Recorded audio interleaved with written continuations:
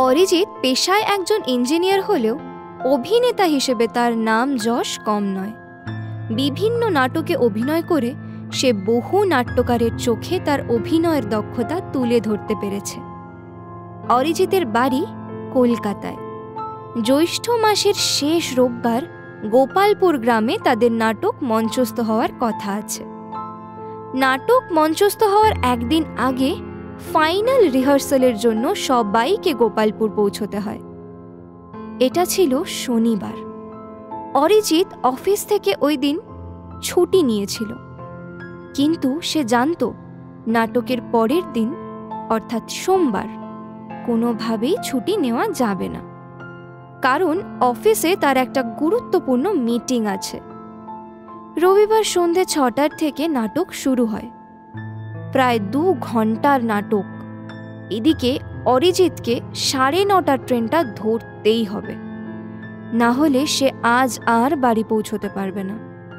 আর আজ পৌঁছতে না পারলে কাল তার আর অফিসের মিটিংও অ্যাটেন্ড করা হবে না।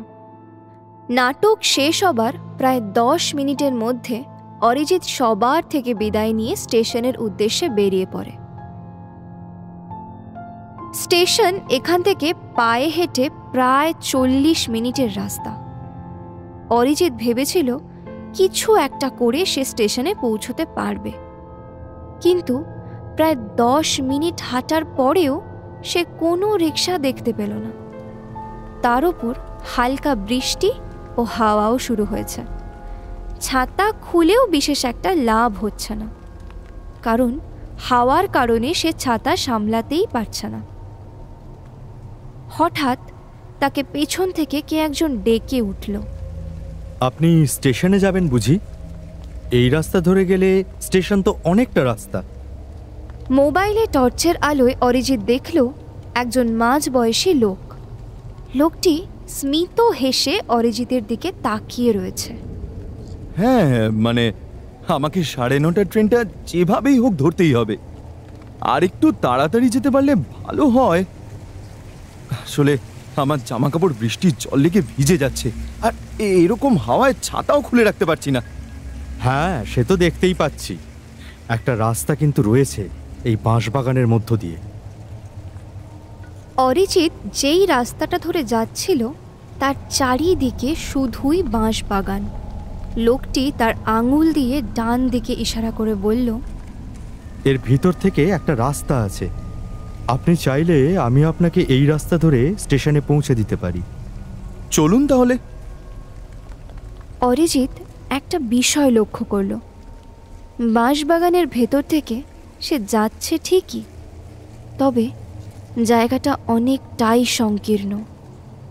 অরিজিৎ লোকটাকে জিজ্ঞাসা করল, এখানে সেরকম কোনো লোকজন যাতায়াত করেন বলে তো মনে হয় না। না, আসলে খুব প্রয়োজন ছাড়া তো কেউ এখানে আসে না। প্রায় 2-3 মিনিট পর অরিজিৎ দেখল জায়গাটার সংকীর্ণতা অনেকটাই কমেছে এবং যাতায়াতের জায়গাটাও অনেকটাই চওড়া হয়েছে। সেখানে একটা বাঁশ গাছও পড়ে আছে, আর বাঁশ গাছের পরেই আরও 2 জন দাঁড়িয়ে রয়েছে, একজন বয়স্ক লোক এবং আর একজন অল্প বয়সী ছেলে। অরিজিৎ যেই লোকটার সঙ্গে যাচ্ছিল সেই লোকটা অরিজিৎকে বলে উঠল, আপনি এই বাঁশ গাছটি পেরোলেই ওরা 2 জন আপনাকে স্টেশন পর্যন্ত পৌঁছে দেবে। আমি আপনাকে এই পর্যন্তই পৌঁছে দিতে পারবো। বিষয়টা অরিজিতের ঠিক সুবিধের মনে হলো না। তার রাস্তায় সমস্যায় পড়া, হঠাৎ এই অজ্ঞাত পরিচয় ব্যক্তির আগমন, আবার এই বাঁশ গাছটির ওপারেই 2 জন লোকের এইভাবে দাঁড়িয়ে থাকা, ব্যাপারগুলো তার খুবই অদ্ভুত মনে হচ্ছে। অরিজিতের মনে হলো এই লোকগুলো যেন তারই অপেক্ষায় ছিল। একই অজানা অচেনা গ্রাম, তারপর এমন ঘুটঘুটে অন্ধকার। অরিজিতের কেমন একটা ভয় হতে লাগলো। তার উপর আজ আবার অমাবস্যা। এই কথাটি মনে করতেই সে কেমন চমকে উঠল।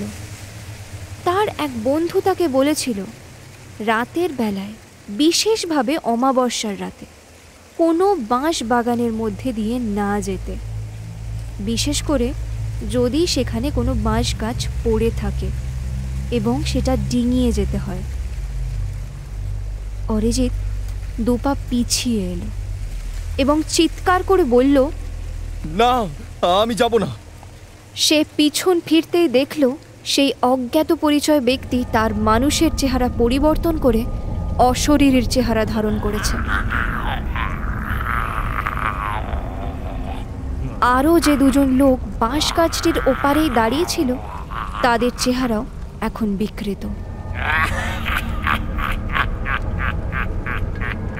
অরিজিৎ আর সময় নষ্ট না করে স্টেশনের উদ্দেশ্যে ঊর্ধ্বশ্বাসে দৌড়তে লাগলো এবং বেশ কিছুক্ষণ দৌড়ানোর পর সে স্টেশনে এসে পৌঁছল।